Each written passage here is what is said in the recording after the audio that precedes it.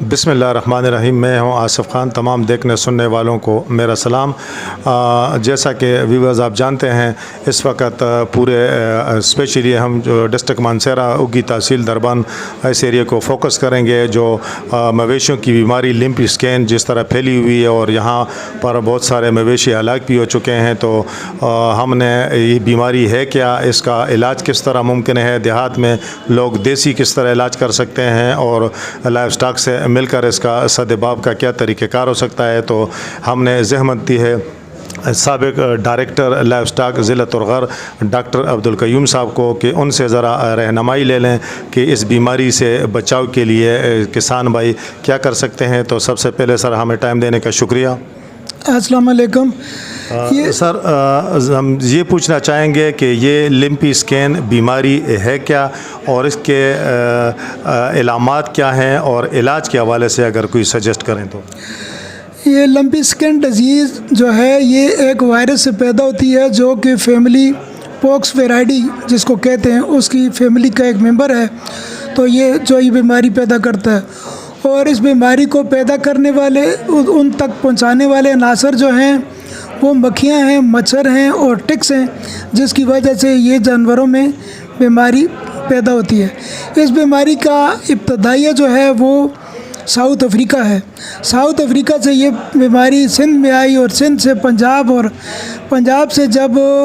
عید کے لیے لوگ جانوروں کو قربانی کے لیے خرید کر لائے تو ان کے ساتھ یہ بیماری بھی آ گئی اور یہ مختلف ہمارے علاقے میں پھیل گئی، اور جانور جو ہے نا، یہ بیماری زیادہ تر جانوروں کو ہوا کے ذریعے نہیں بلکہ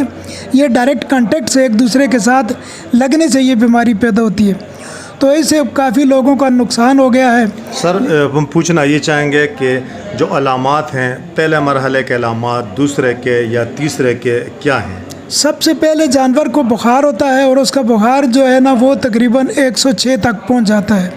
اور اس کے اوپر جسم کے اوپر دانے نکل آتے ہیں، اور وہ دانے سخت تکلیف دہ ہوتے ہیں۔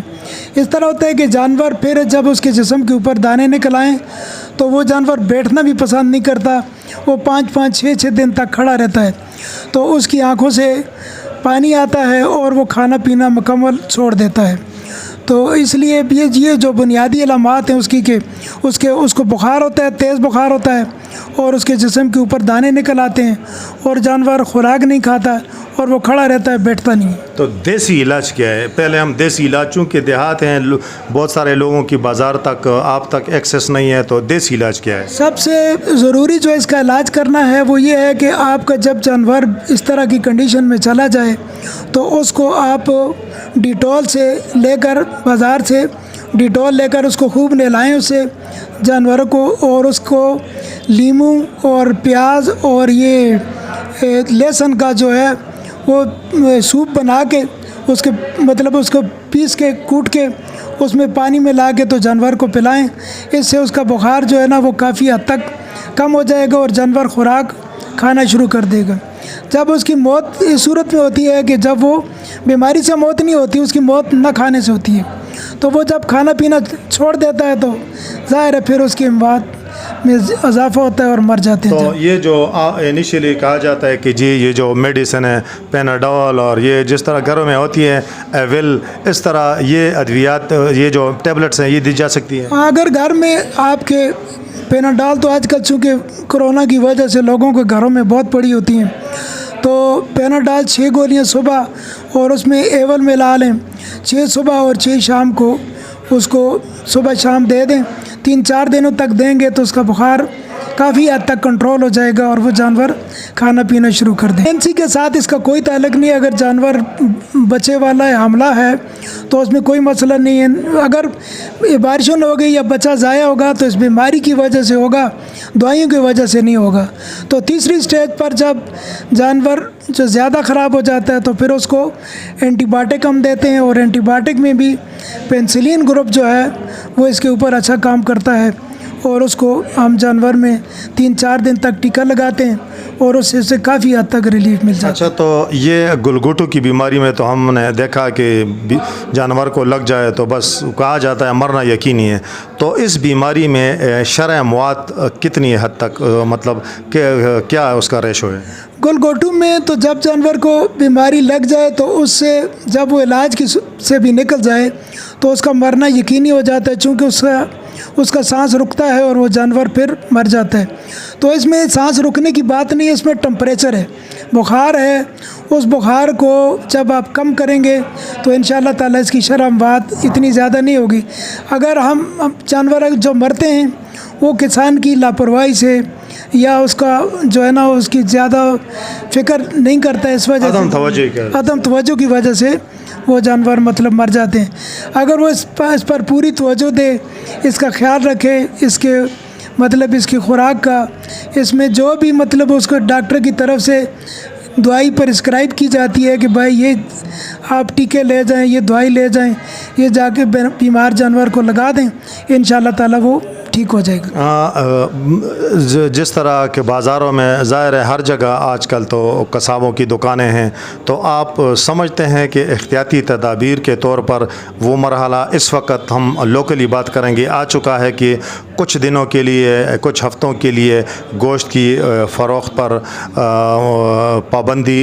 لگنی چاہیے تاکہ اس بیماری کا سدباب ہو سکے، یا آپ کہتے ہیں کہ ابھی وہ مرحلہ نہیں آیا، ابھی بیماری اتنی نہیں پھیلی؟ میں سمجھتا ہوں کہ مجھے یہ پتہ چلا ہے کہ حکومت نے، ہمارے لائف سٹاک ڈپارٹمنٹ نے بہت ساری ویکسین باہر سے منگوانے کے لیے مطلب ایک ڈیمانڈ کی ہے۔ یہ آپ سے آخر میں پوچھیں گے کیونکہ کچھ معلومات ہمارے پاس بھی ہیں، اگر جو پہلا سوال میں نے کیا ہے اس کے حوالے سے اگر رہنمائی کر دیں۔ اس میں یہ ہے کہ اگر یہی میں اسے آپ کے سوال کا یہی جواب ہے کہ اگر گوشت کے اوپر 1 مہینے تک پابندی لگ جائے تو ہماری جو ٹیمیں ہیں اگر وہ جا کر گھروں میں، دیہاتوں میں مطلب ویکسینیشن کے عمل کو پورا کر لیں تو اس میں جو ہے نا بازار سے کم از کم ان کو یہ پریشانی نہیں ہوگی کہ